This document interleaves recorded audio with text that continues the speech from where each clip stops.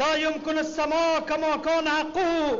که څه هم افغان حکومت د فرانسې له لوري د اسلام ستر پیغمبر ته د سپکاوي له امله تر دا مهاله رسمي غبرګون نه دی ښودلی، خو په هیواد کې په دې تړاو غبرګونونه مخ په زیاتېدو دي.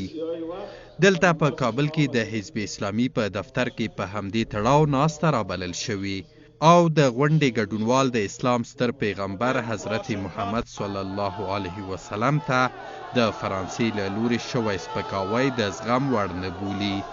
د ناستې ګډونوالو د فرانسې بیرغ ته اور ورته کړ او د دې هیواد پر ضد یې شعارونه ورکول.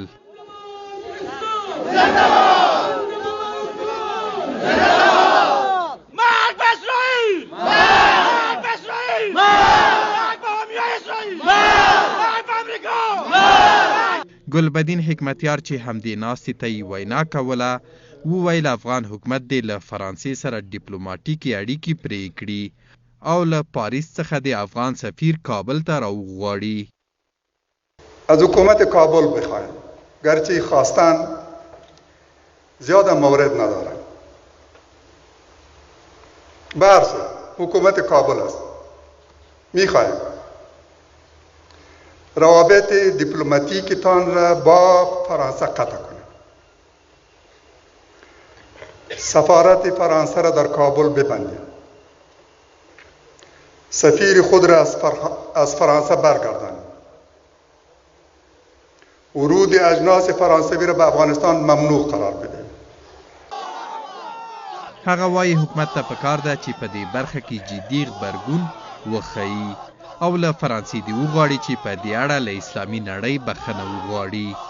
حکمتیار وایي په لویدیځ کې په منظم ډول د اسلامي ارزښتونو پر ضد ناوړه تبلیغات کیږي او هڅه کیږي چې اسلام د افراطیت او ترهګرۍ دین معرفي شي.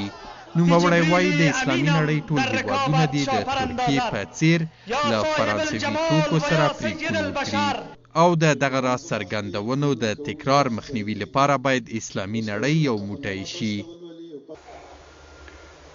تمامی افغانای مؤمن و غیور از خرید اجناس فرانسوی خودداری کنند. تاجران مسلمان ما و سایر کشورهای اسلامی روابط تجاری خود را با فرانسه قطع کنند. باور کنید اگر ما این کارا را انجام بدیم حاجت به این نیست که ما به سلام دست ببریم. بدون سلام اینا را میتونیم شکست بدیم.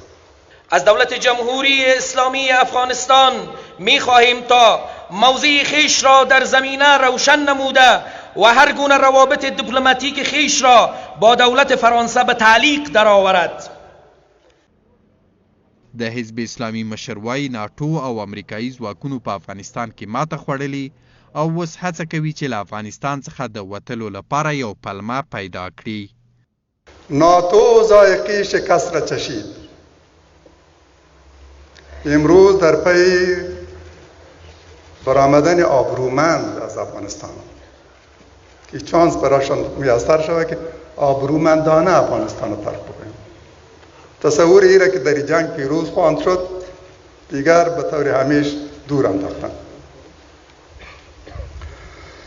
ولی اونا شکست خود را تجربه کردند و ذائقه‌اش چشیدند.